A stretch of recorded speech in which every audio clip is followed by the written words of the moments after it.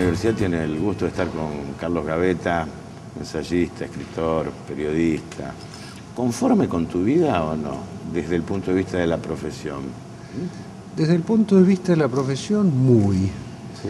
Vos sabés que justamente hace unos días lo hablaba con una amiga, porque tengo en casa encuadernados, yo soy muy ordenadito, ¿sabes?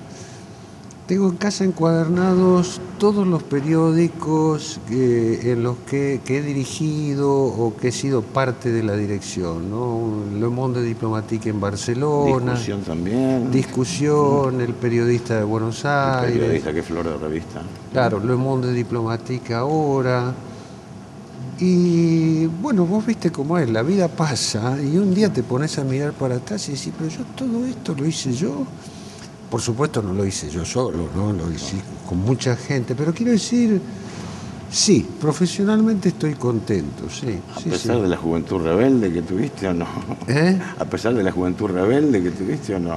No, yo no diría a pesar. Yo tengo, si te referís a mi militancia en el Partido Revolucionario de los Trabajadores y en el Ejército Revolucionario del Pueblo, el ERP, por supuesto que ahora lo veo con una mirada política muy crítica. Creo que nosotros en esa época no entendíamos muy bien a la sociedad en la que vivíamos.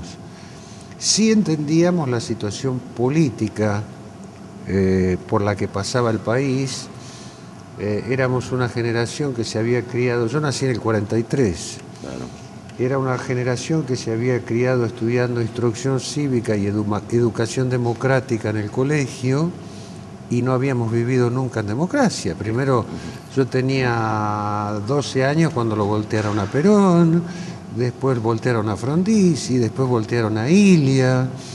En fin, tengo respecto a esos años una mirada crítica en términos políticos, porque creo que las organizaciones armadas, cuando vino la democracia, no entendieron muy bien qué era lo que había que hacer, aunque hay que matizar también eso, ¿no? Porque Perón volvió con la AAA y bueno, nuestra historia es compleja. Pero en cambio tengo una reivindicación ética y moral sin cortapisas respecto a lo que hicimos en esa época, a lo que intentamos, en el sentido de que si uno compara la entrega, la dedicación y en algún punto la ingenuidad de esos jóvenes con la política actual, nos tendrían que santificar.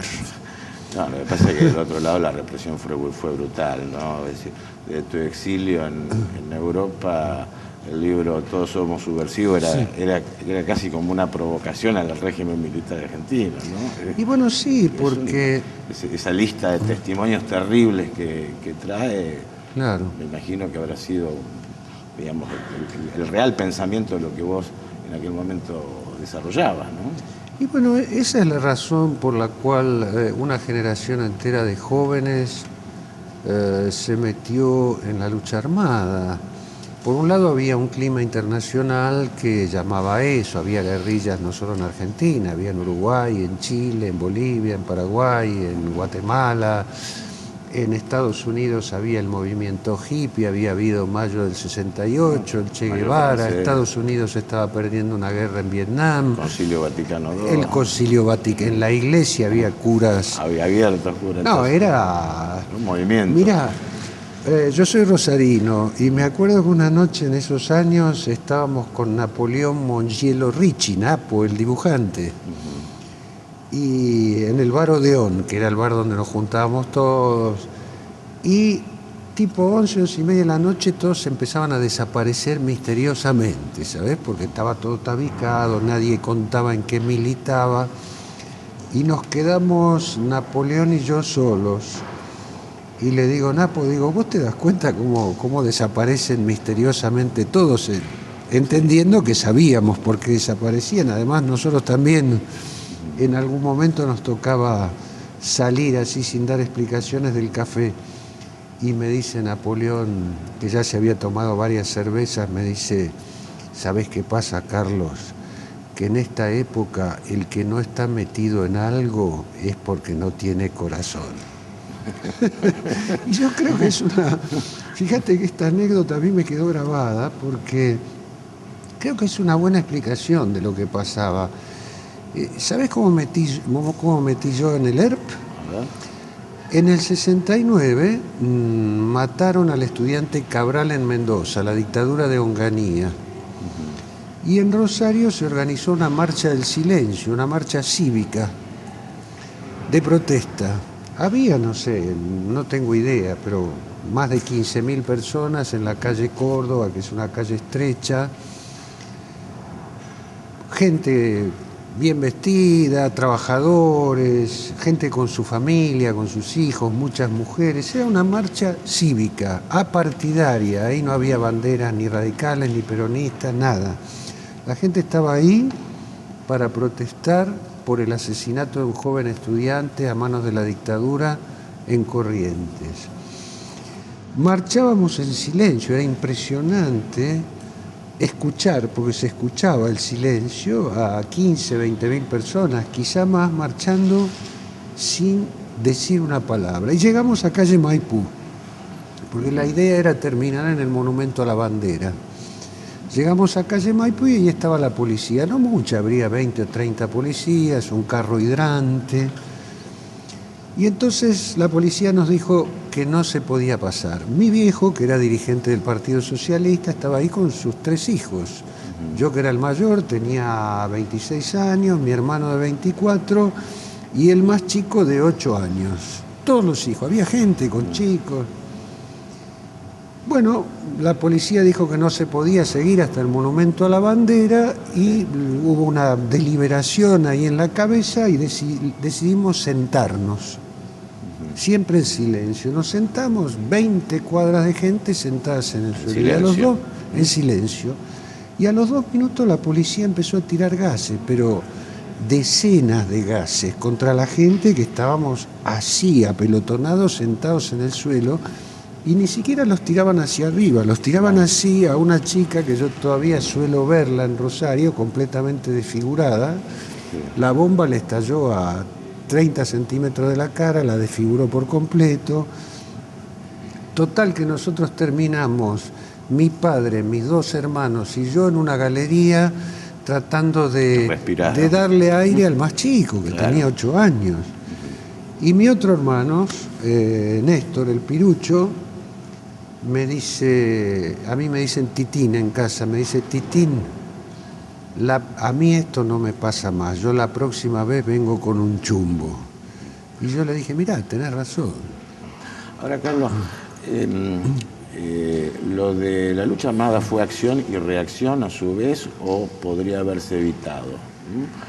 O si alguna vez hiciste autocrítica del uso de armas por parte del ERP, por ejemplo. Sí, sí, porque se entra en una espiral de violencia, acción y reacción. Por supuesto, pero sí. Por otro lado, yo te diría que habría que invertir los términos. La acción de la guerrilla fue reacción, en realidad. La violencia era ejercida desde arriba. Naturalmente, el problema con la lucha armada es que la lucha armada empieza a tomar preeminencia sobre la política, es la experiencia que yo hice. Lo militar, lo clandestino, lo secreto, la seguridad empieza a tomar preeminencia sobre la discusión, la crítica política, y entonces luego es difícil saber cuándo parar. ¿No? Y cómo parar. Yo insisto, no sé si se podría haber evitado, creo que no, porque como te digo, desde 1930 no había habido un solo gobierno democráticamente electo, ni peronista, ni radical, que no hubiera terminado a manos de un golpe militar. Y ya el del 69 fue una cosa, porque la verdad, darle un golpe a Ilia era un poco demasiado, ¿no? Debe haber sido el mejor presidente que, mira que yo no soy radical, pero debe haber sido el mejor presidente que tuvimos jamás, Ilia, y bueno, le dan un golpe a Ilia, empiezan a matar estudiantes, a llevarse chicas a la comisaría porque llevaban minifalda, les ponían una falda larga y de paso las violaban, bueno, no era tolerable, no era tolerable, y ya te digo, conté esta anécdota de las bombas de gas porque más de uno de mi generación se debe haber metido en la lucha armada por la misma razón, diciendo, si a una manifestación silenciosa, cívica, de gente que viene con los hijos, que se sienta en el suelo, la reprimen de manera tal, hubo heridos ese día. Bueno, esta chica... Y Carlos, ¿y ustedes o vos cómo veías el fenómeno enfrente del peronismo, ¿no? Que podía aglutinar la derecha, el centro, la izquierda, todo a la vez, todo en la misma... Bueno, el peronismo es el populismo, es nuestro populismo, y el populismo es eso, el populismo es un ejercicio del poder por el poder mismo. Detrás del populismo no hay teoría. Los liberales, yo estoy contra el liberalismo, pero el liberalismo tiene una teoría, tiene una historia. En su momento fue progresivo en la historia humana. Los liberales, ¿no? Son los demócratas en Estados Unidos. Son los demócratas, exactamente. Claro. Por lo tanto, es gente respetable. Ahora, el peronismo, ¿qué es? El populismo en general. ¿Qué es el populismo de Chávez en Venezuela? El populismo de Vargas en Brasil. Lo interesante como argentinos es reflexionar en el sentido de que el populismo de los años 50, que se impuso un poco en medio mundo y sobre todo en América Latina, desapareció casi en todas partes salvo en Argentina. Yo acabo de escribir un libro sobre la cuestión. El PRI mexicano fue más o menos algo parecido. Claro, el PRI mexicano. Más o menos, ¿eh? Pero es menos populista, es más violento el PRI mexicano, es más... el PRI mexicano siempre fue lo que está entrando ahora el peronismo, en una situación de enfrentamiento y de violencia. Pero bueno.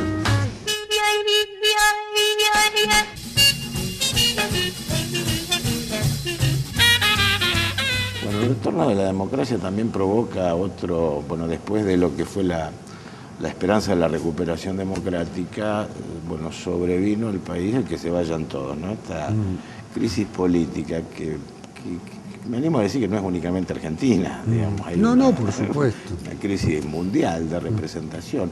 ¿Cómo visualizás o sea, de aquí en más los movimientos sociales que puedan surgir, ¿no? Es decir, acá hubo una marcha, un cacerolazo sin embanderamientos hacia un gobierno. Es decir, ¿qué ves el futuro de cómo se desarrolla la actividad política en nuestro país? Es difícil decirlo porque... O el movimiento Indignados en España. Sí. Es difícil decirlo porque lo primero que hay que precisar es que desde mi punto de vista el sistema en que vivimos, el sistema de producción y distribución de bienes, el capitalismo, que ahora es planetario, después del fracaso del socialismo no democrático en la Unión Soviética, ahí se probó que el socialismo sin democracia es una contradicción en sí misma, es decir, no es concebible, ¿no? Pero bueno, después de ese fracaso el capitalismo es planetario. Claro, le dio la razón al capitalismo el fracaso del socialismo, en cierta forma, ¿o no? Le dio la razón a los socialistas que decían que no se puede implantar el socialismo por la fuerza. Pero en fin, esa es otra discusión. La tenemos otro día porque eso es largo. Pero lo concreto es que ahora el capitalismo está en una crisis desde mi punto de vista terminal, en el sentido de que es un sistema tan dinámico que debido a sus extraordinarios desarrollos científicos y tecnológicos es capaz de producir cada vez más bienes a mayor velocidad en cualquier sector de la producción, en el campo, en la industria y en los servicios, con cada vez menos necesidad de mano de obra humana. O sea, la crisis del trabajo. La crisis del trabajo, esa es la charla que voy a dar esta tarde en Economía.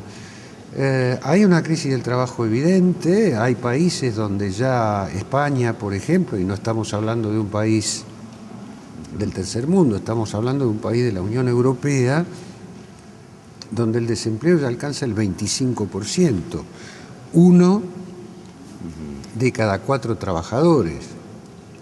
Entre los jóvenes es 1 de cada 2, jóvenes diplomados, con idiomas y demás que no consiguen trabajo.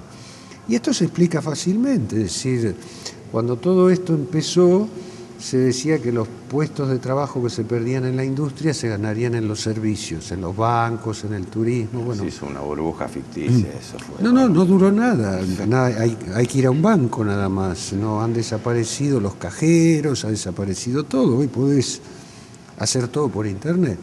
Entonces hay una crisis que habrá que resolver, porque la paradoja es que por otro lado la humanidad, por primera vez en la historia de la civilización, produce más bienes de los que realmente necesita.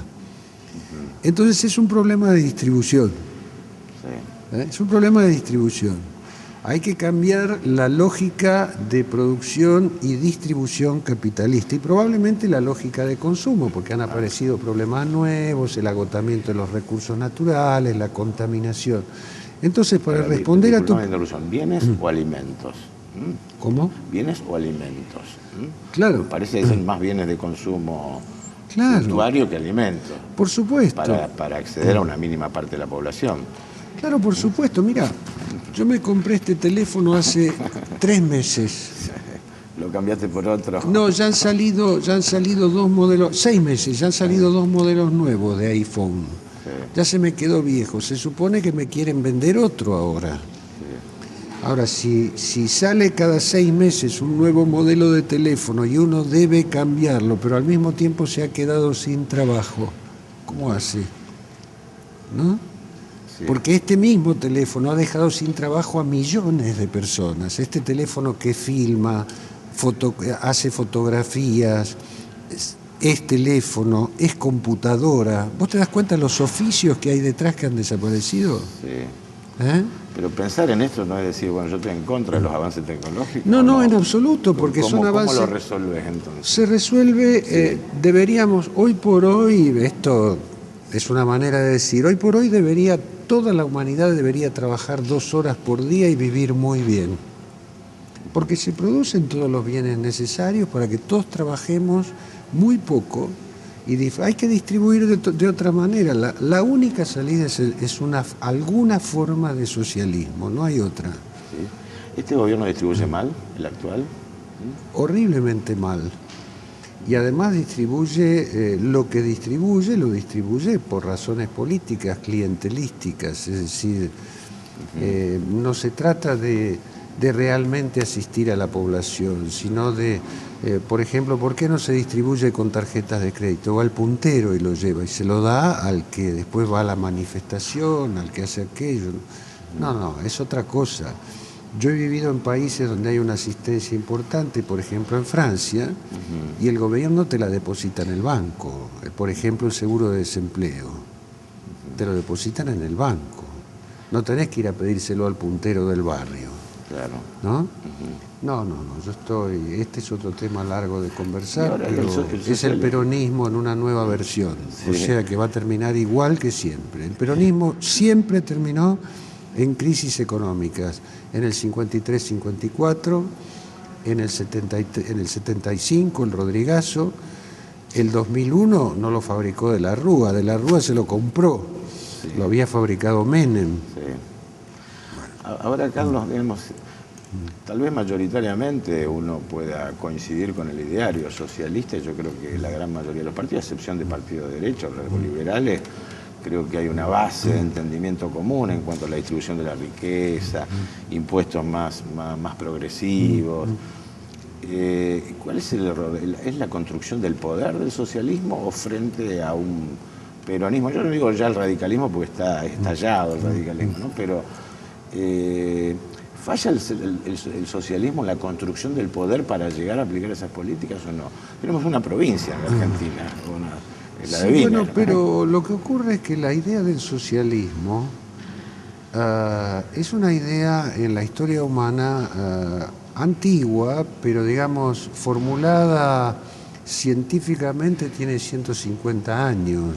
Sí. Y la necesidad del socialismo aparece recién en este momento, en un momento en que de verdad uno ve que hay una producción de bienes que alcanza para todo el mundo, cualquier tipo de bienes. La humanidad ya no vive pendiente de que haya una sequía, una inundación. Si se produce, se traen bienes de otro lado. No hay ningún problema. Hace 150 años en Irlanda murieron centenares de miles de personas por una epidemia en la papa.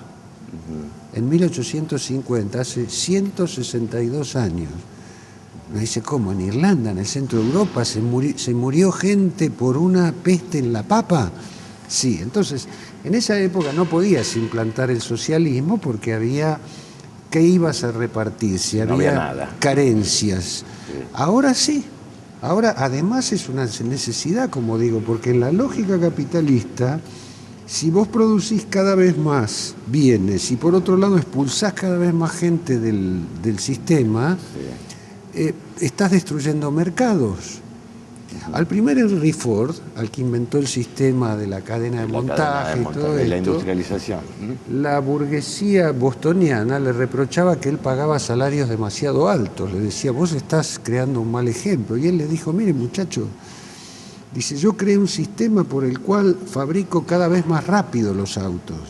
A ustedes ya les he vendido a cada familia 2 o 3 autos. Si no me los compran los trabajadores, ¿quién me va a comprar los autos? A su vez, los trabajadores que pueden llegar a ganar un poco mejor tienen nivel de consumo para acceder a lo mismo que producen. Exactamente. Y ahora se ha invertido esta relación, ¿no? Ahora la relación es, el sistema produce sin necesidad de trabajadores, entonces, o con cada vez menos necesidad de trabajadores. Entonces la pregunta es, ¿y quién le va a comprar al sistema esto? Ajá. Ahora, quiero volver a la pregunta de la construcción del poder, porque muchos partidos están más preocupados por la construcción del poder de qué hacer con el poder, ¿no? ¿Cómo el socialismo podría construir ese poder para decir, bueno, yo aplico este tipo de políticas en mi país? Bueno, eso iba. Sí. El socialismo es, si vos querés, tal como ha sido la cultura mundial, es como antinatural. Es decirle aquello de Marx a la gente de cada cual según su capacidad, a cada cual según su necesidad, es como antinatural, porque cualquiera te va a responder, ¿cómo? Si yo soy capaz, además de ser inteligente, trabajo mucho, ¿le tengo que dar una parte a uno que es menos inteligente y trabaja menos? En la cultura humana es más o menos como cuando aparece Jesucristo y le dice a la gente, pon la otra mejilla. Sí. Esto es interesante porque una de las mejores teorías sobre el antisemitismo que yo he escuchado es de George Steiner, que dice, a los judíos mucha gente nos detesta, dice, porque nosotros hemos impuesto la regla. ¿Y la regla qué significa? ¿Con qué viene Moisés? Con las tablas de la ley. No harás esto, no harás aquello, con las reglas civilizatorias. Después viene Jesucristo, otro judío que le dice, lo que te sobre dáselo a los pobres, si te pegan pon la otra mejilla, y dice Steiner, hay algo más antinatural que eso, pero son reglas civilizatorias. Las reglas de Moisés. Claro, después viene Spinoza, otro judío en el siglo XVII, que hace una ética, un tratado de ética y un tratado de política. Esto se puede, esto no se puede, esto está bien, y después viene Marx, y después viene Freud, y después Einstein. Son todos judíos y son todos tipos que han determinado para la civilización reglas. Y el ser humano es un bicho que no tolera reglas, ¿no? Más aún en Argentina. Claro, cuento esta anécdota porque el socialismo es un poco eso. Carlos Nino, cuando habla de un país al margen de la ley, pinta de que el origen económico de la Argentina fue el contrabando, claro, del puerto de Buenos Aires. A partir de allí, cortes que han avalado golpe de Estado, claro. Y estuvimos casi como una tendencia. Claro, entonces el socialismo es un poco eso, es antinatural, es aquello de decir, vamos a distribuir. Anda a decirle a un tipo que tiene 5 casas que tiene que alquilar 3, y tiene que pagar altísimos impuestos por eso. Él va a vivir muy bien, él va a tener todo lo necesario, incluso va a ser un poco más rico que los que vayan a vivir en esas casas, pero ya no tendrá 5. Doy un ejemplo pequeño, no es tan simple, es mucho más complejo, pero justamente es algo que es una cultura que tendrá que ir imponiéndose porque va contra la cultura hasta hoy, ¿no?